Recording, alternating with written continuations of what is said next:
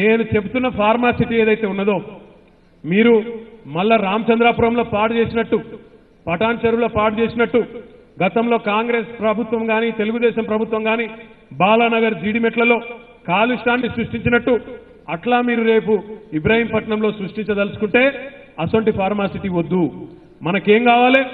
ఎట్లా అయితే విదేశాల్లో దగ్గరికి పోతే కూడా తెలియదు, విదేశాల్లో 6 అడుగుల దగ్గరికి పోతే కూడా అక్కడ ఒక ఫార్మాస్యూటికల్ కంపెనీ ఉందన్న విషయం అర్థం కాదు, అక్కడ ఒక ఫ్యాక్టరీ ఉందన్న విషయం అర్థం కాదు.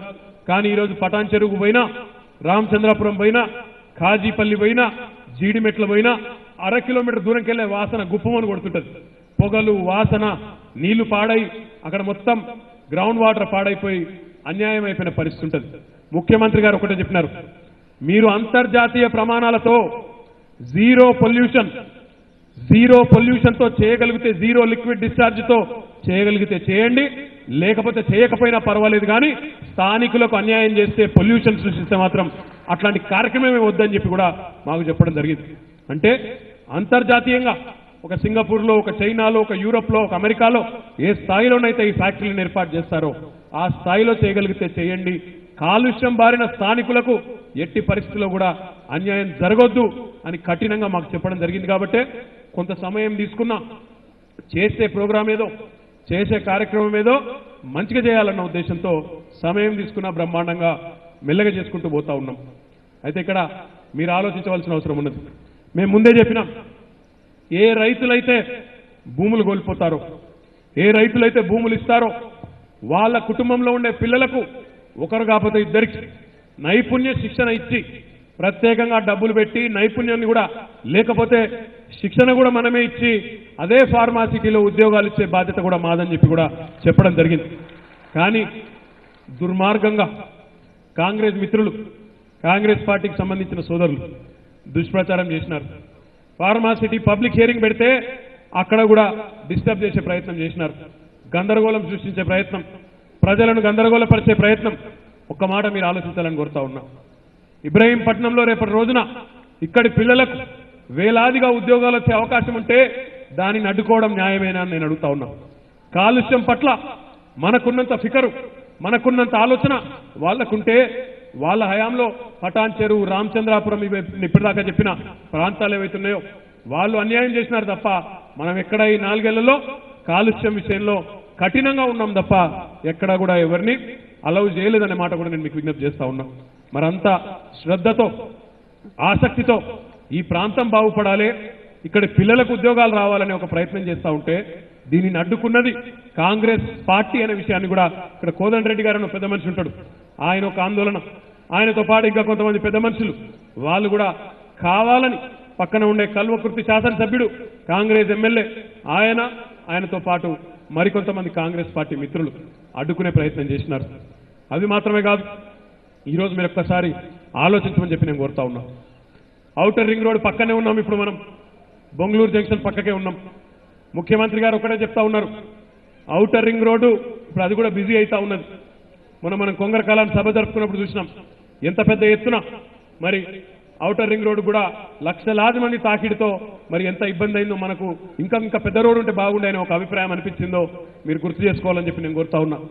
ఆ అభిప్రాయంతోనే ముఖ్యమంత్రి గారు కొత్తగా 330 కిలోమీటర్ల రీజనల్ రింగ్ రోడ్డు కూడా రూపకల్పన చేసి దాదాపు 15-16 వేల కోట్ల రూపాయలతో ఈరోజు ఓఆర్ఆర్ ఏ స్థాయిలోనైతే ఉన్నదో దానికంటే మెరుగైన స్థాయిలో రీజనల్ రింగ్ రోడ్డు కూడా మనం అభివృద్ధి చేసుకోబోతా ఉన్నాం.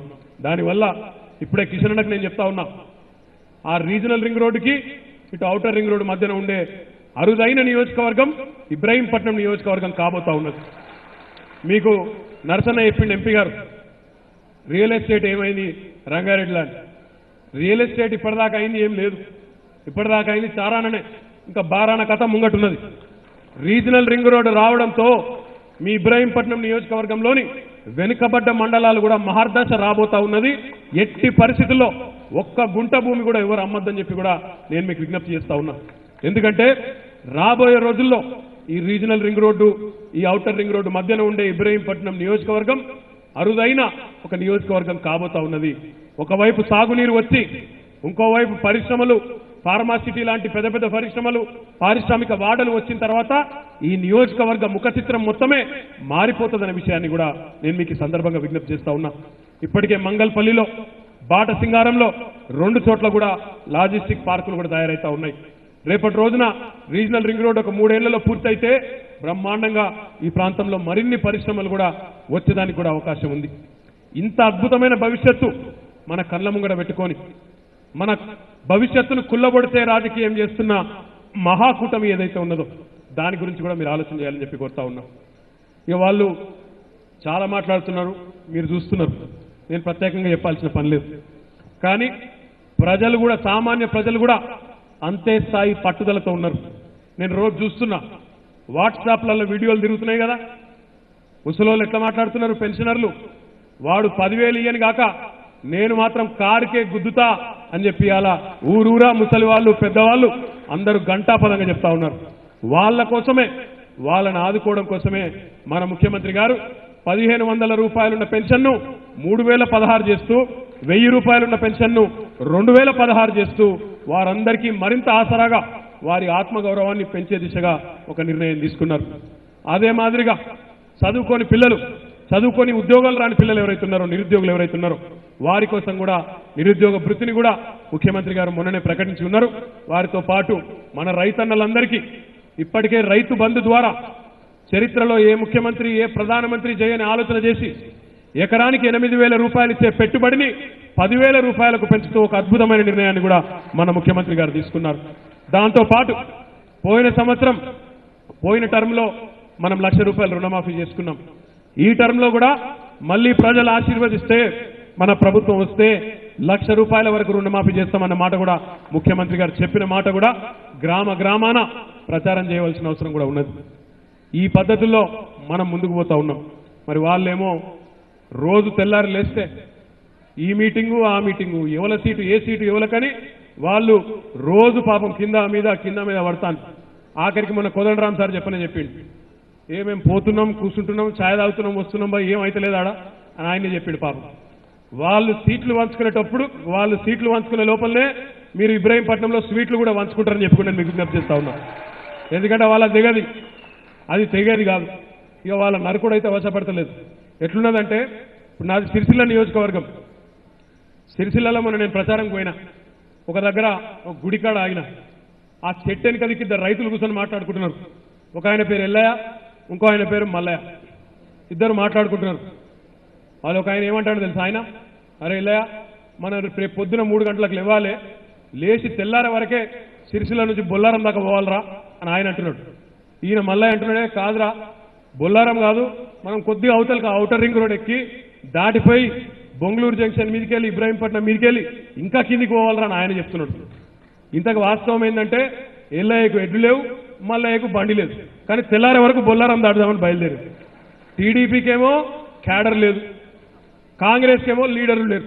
అట్లాంటి పరిస్థితుల్లో ఇద్దరు కలిసి మేము ఇది చేస్తాం, అది చేస్తాం, పొడి చేస్తాం, ఏమీ లేదు. పోయినసారి ఎన్నికల్లో ఏదైతే జరిగిందో 100% మళ్ళీ అదే పద్ధతుల్లో దారుణమైన పరాభవం ఈరోజు మహాకూటమిగా చెప్పబడే పార్టీ ఏదైతే ఉన్నదో ఆ కూటమికి భయంకరమైన పరాభవం కాబోతా ఉన్నది. వాళ్ళు ఎన్ని మాటలు చెప్పినా ఊర్లలో ఒకటే అంటా ఉన్నారు, 67 ఏళ్లలో 200 రూపాయలు ఇయ్యనోళ్ళు పెన్షన్ ఇలా 2,000 రూపాయలు ఇస్తారంటే ఎట్లా నమ్మాలన్నాయా మిమ్మల్ని అని చెప్పి నిలదీస్తున్న పరిస్థితి గ్రామాల్లో ఉన్నది. పోయినసారి కూడా వాళ్ళు చెప్పినారు 2 లక్షల రుణమాఫీ అన్నారు, మనం 1,00,000 అన్నాం. మనని నమ్మినారు, కేసీఆర్ గారిని నమ్మినారు తప్ప వాళ్ళని నమ్మే పరిస్థితి లేదు. అందుకే గ్రామ గ్రామాన మనం చెప్పాల్సిన అవసరం ఉన్నది. 67 ఏళ్లు నీళ్లు ఇవ్వకుండా సావగొట్టిన వాళ్ళు ఒక దిక్కున్నారు. 4 ఏళ్లలోనే ఇంటింటికి నల్లానిచ్చే మిషన్ భగీరథ లాంటి కార్యక్రమాన్ని తెచ్చిన టీఆర్ఎస్ పార్టీ కేసీఆర్ గారు ఇంకొక వైపు ఉన్నారన్న మాట గట్టిగా చెప్పవలసిన అవసరం ఉన్నది. మిషన్ భగీరథ కూడా మనం ఓట్లు డబ్బాలో పడే నాటికి మీ దగ్గర కూడా మొత్తం పూర్తయిపోతుంది. ఏం రంది పెట్టుకునే అక్కర్లేదు. తప్పకుండా మనం అనుకున్న విధంగా సంతృప్తికరంగా ఆ కార్యక్రమం కూడా పూర్తవుతుంది. అదే రకంగా ఇంకొక మాట కూడా మీరు ఆలోచించాలి. మహాకూటమి దబ్బన అధికారంలోకి వచ్చిందనుకో, ముఖ్యమంత్రి కామెంట్ చేయండి. ఎప్పటికప్పుడు మా వీడియోస్ చూడాలంటే సబ్స్క్రైబ్ చేసుకోండి.